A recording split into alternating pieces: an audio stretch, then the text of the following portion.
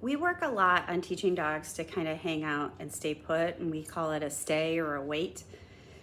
This is super helpful because it's practical in ways like getting out the door, right? We want to make sure that our dog doesn't view an opportunity to get outside as such a big event that they kind of lose their mind. And this is the case with a lot of dogs when they're getting ready to go for a walk.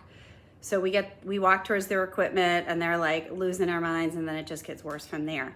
So this is a great technique to work on separate from putting your dog's leash walking equipment on. So we're really just working on practicing calm behavior around the door. This is also a pretty high arousal situation. So it's my job as the trainer to reinforce the steps at a rate that the dog appreciates that this is getting harder and it's doable. So I'm gonna use really small increments. I'm gonna reinforce a lot. I'm gonna release my dog with a verbal cue free when we're done. I'm also gonna release her if she chooses to get up while we're working, and then I'll just reset her. And every time I reset her, that is a new beginning of an exercise. So don't drill your dog. Most dogs don't love that. Maybe do this once, do a rep, and then if you're lucky, catch another rep that day, or maybe you and your dog are good for 1 rep a day. Maybe your dog can do this 20 million times over again. So pay attention to what, if your dog is doing great at it, it's possible they're gonna be better at, more reps. But if this is hard, go slow, because you are building all of the skills you need, and you can go as slow as you need to make sure this is clear to your dog.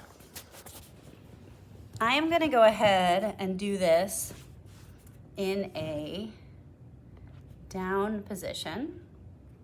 Get my little handle there. Come on, kitty. Down. Yes. So I'm gonna move slightly towards the door. Yes. I'm using my marker, yes, while the dog is doing what I want. Yes. But before I've moved or fed the dog, so you're always marking, yes. The moment it's happening, I'm gonna touch the handle, yes.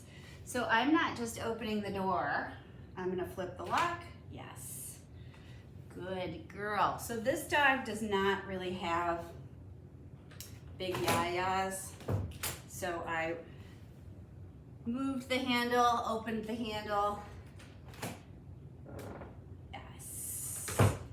So I'm just gradually making this look more like more exciting stuff is happening. Yes.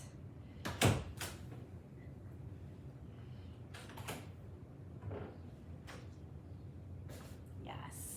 Now we're good with leaving the door open, so I'm going to move a little bit closer. Yes.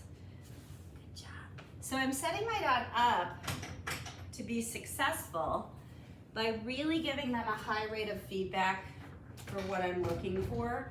Yes. What a good job. That's really awesome. Yay. Good girl, free. So with this particular dog, she is not particularly excited, animated about walking through that door. So we were able to approach this like a normal stay. That session I just did with her for another dog might take 2 weeks to work through all those steps. And that's just where it's at. And that's totally cool. Just remember, you're working on an experience. It's not only a behavior, but your dog is having an experience.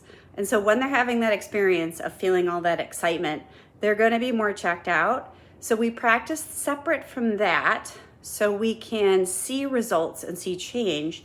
And then we can integrate it into that higher arousal circumstance where the dog's got their equipment on and they're ready to go. But we're not asking them to climb, Mount Everest. We're asking them to do something just a little bit different. That exercise we worked on where you hung out and I played around with the door? Well, we're just gonna do that with your equipment on. And you could even start by just putting their harness on and not putting their leash on, or just putting their leash on and tacking it to their collar when you're doing this work, just so you're trying to